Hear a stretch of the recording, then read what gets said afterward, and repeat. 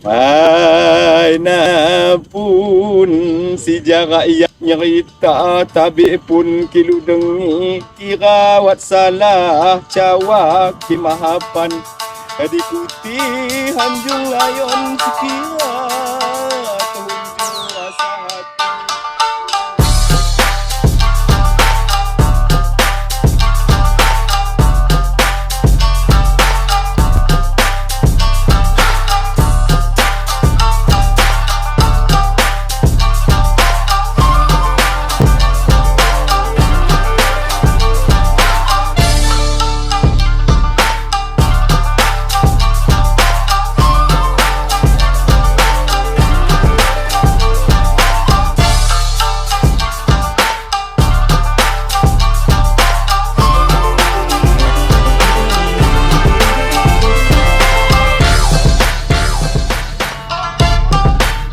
Komring bukan hanya nama sebuah sungai yang mengalir dari hulu Muara II hingga ke muara Sungai Musi.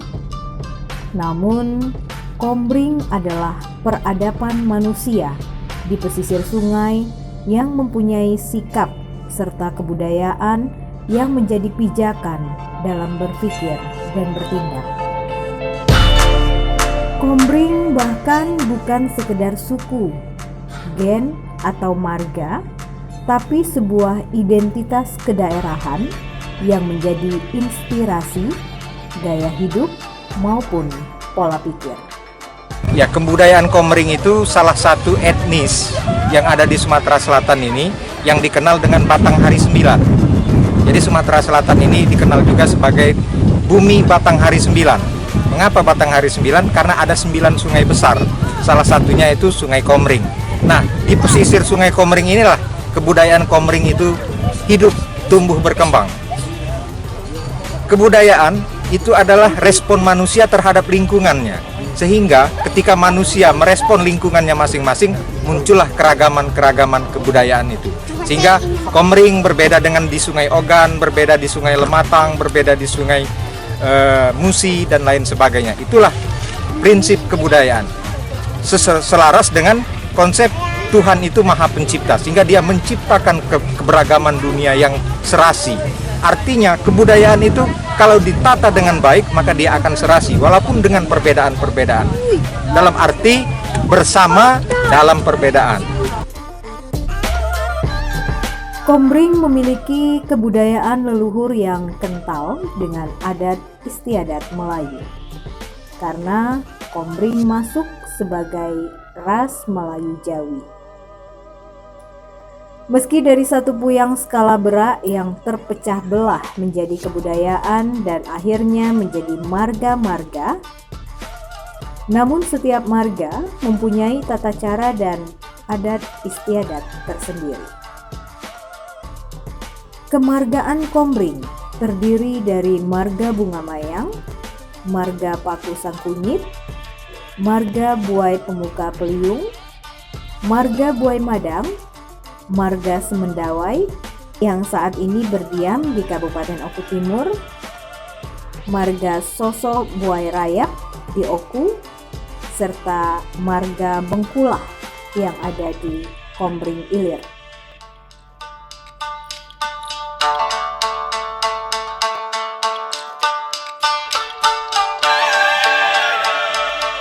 Jauh sebelum masuknya kolonial, marga-marga masih berbentuk adat yang merupakan gen. Namun, masuknya kolonial dibentuklah marga-marga yang berdasarkan zonasi atau kawasan.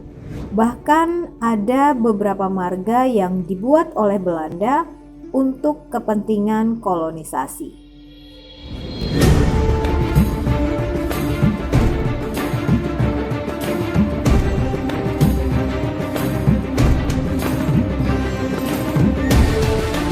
Sebetulnya marga-marga di Sumatera Selatan ini, kalau dulu kita merujuk kepada salah satunya ya Arman Ismail, dan juga ada rujukan-rujukan yang lainnya yang saya lupa ya. Sebetulnya dia itu semacam negara mini ya, dalam tanda kutip gitu ya. Artinya apa? mereka itu sudah punya sistem pemerintahan sendiri yang disebut marga, ya. Nah, cikal bakal dari marga ini sebetulnya buai, kebuayan. Buai itu menuju kepada kuyang, satu turunan, satu genealogis. Tetapi di masa penjajahan, ya, mulai dari Belanda, ya, kemudian Kesultanan, itu dimasuki dengan sistem teritorial. Teritorial artinya sudah bukan genealogis lagi, tetapi lebih kepada batas-batas wilayah. Nah, disitulah muncul yang namanya marga. Nah, karena otonominya, sebetulnya dahulu itu marga itu memiliki hak ulayat. Dia bisa mengelola hasil alamnya sendiri, kemudian tata peraturan peradatan itu mempunyai sistem pemerintahan adat sendiri gitu ya. Yang salah satunya ya, tapi ini perlu diteliti lagi. Beberapa itu mengacu kepada Undang-Undang Simbur Cahaya. Iya, Simbur Cahaya, bukan undang-undang, sebetulnya Simbur Cahaya ya. Artinya itu catatan-catatan tentang kebiasaan-kebiasaan yang berlaku pada masyarakat itu. Meski marga-marga dihapuskan sejak tahun 1979, namun Komring tetap bertahan dengan identitas kebudayaan yang dimiliki oleh marga hingga saat ini.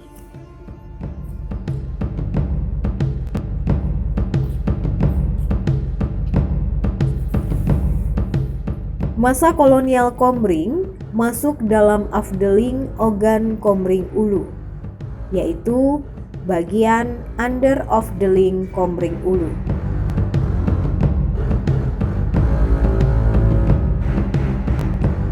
Masa tahun 1937, Belitang menjadi kawasan kolonisasi Belanda dengan mendatangkan orang Jawa sebagai pegawai.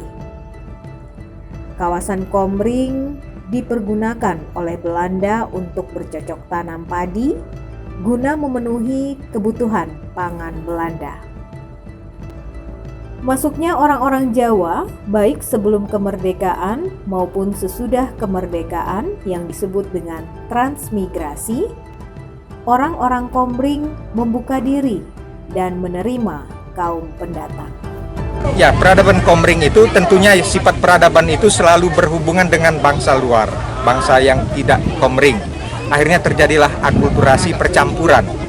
Seperti di Oku Timur ini masuk misalnya etnis Jawa, etnis Bali, dan lain sebagainya. Akhirnya Komring itu menyesuaikan diri.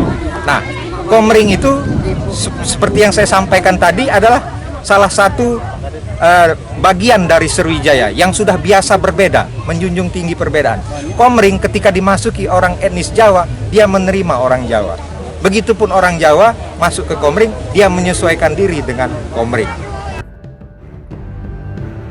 Untuk mempertahankan adat istiadat Komring agar tidak tergusur dari perkembangan zaman serta pengaruh masuknya budaya luar ke Komring, perlu strategi khusus dalam menghadapinya. Itulah kata saya, harus ada Kongres Kebudayaan Komring, karena harus ada strategi, harus ada rumusan-rumusan cara menggali, mengembangkan kebudayaan Komring itu agar tidak tergerus oleh perkembangan zaman. Karena itu suatu konsekuensi ketika kita harus bergaul dengan orang Jawa, harus bergaul dengan orang Cina, bahkan bergaul dengan orang Eropa bahkan. Nah, bagaimana strateginya agar Komring itu tetap eksis? Strateginya kita harus tahu siapa diri kita. Komring itu apa? Apa potensi Komring itu? Sehingga kita bisa kembangkan. Kalau kita sudah tahu siapa kita, hanya kita yang tahu perut kita lapar. Orang luar tidak tahu, dia hanya menduga. Maka kalau kita dalam persedekahan, diaturi makan Pak, padahal perut kita kenyang. Artinya, yang bisa bicara Komring itu harus orang Komring. Orang Komring harus tahu siapa dirinya, apa potensinya, sehingga dialah yang akan mengembangkan dirinya.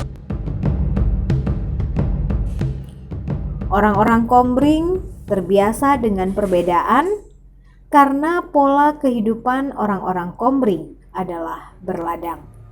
Komring itu dan lain-lain banyak itu adalah pola budaya ladang, berkebun atau berladang. Ciri berladang ini biasa berbeda.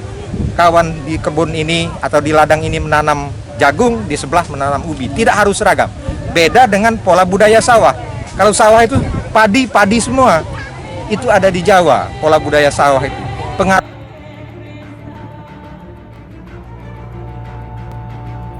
Orang-orang Komering dekat dengan alam, dan mereka kerap menjaga alam Komering agar tetap lestari.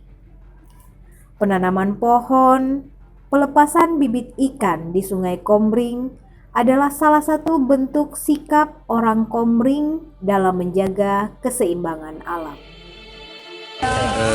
Penanaman pohon ini semuanya bukan sesuatu yang ini buat ustadz, buat kiai itu agak aneh.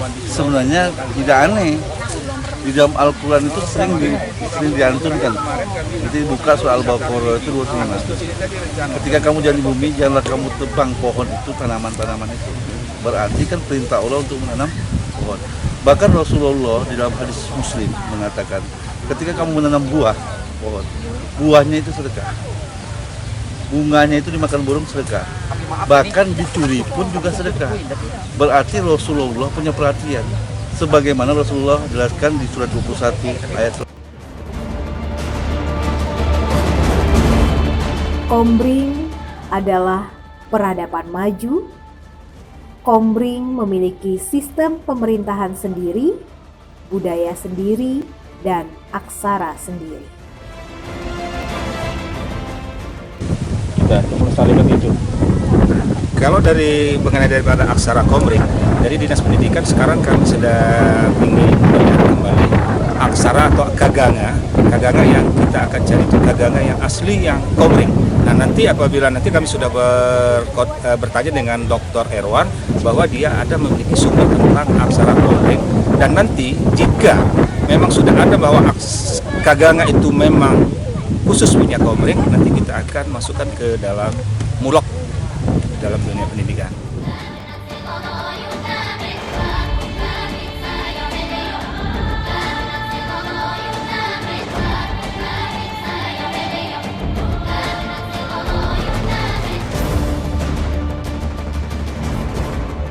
Kini, semua lini harus mempunyai peran untuk melestarikan kebudayaan Komering, terutama adat budayanya.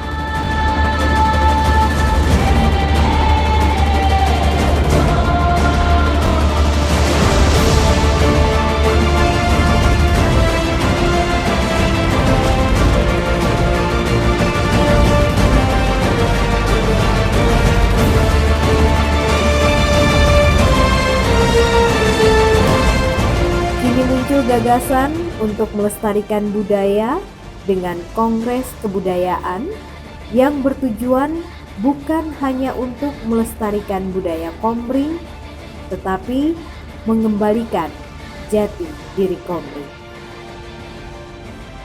Budaya adalah jati diri bangsa, adat istiadat, identitas sebuah bangsa.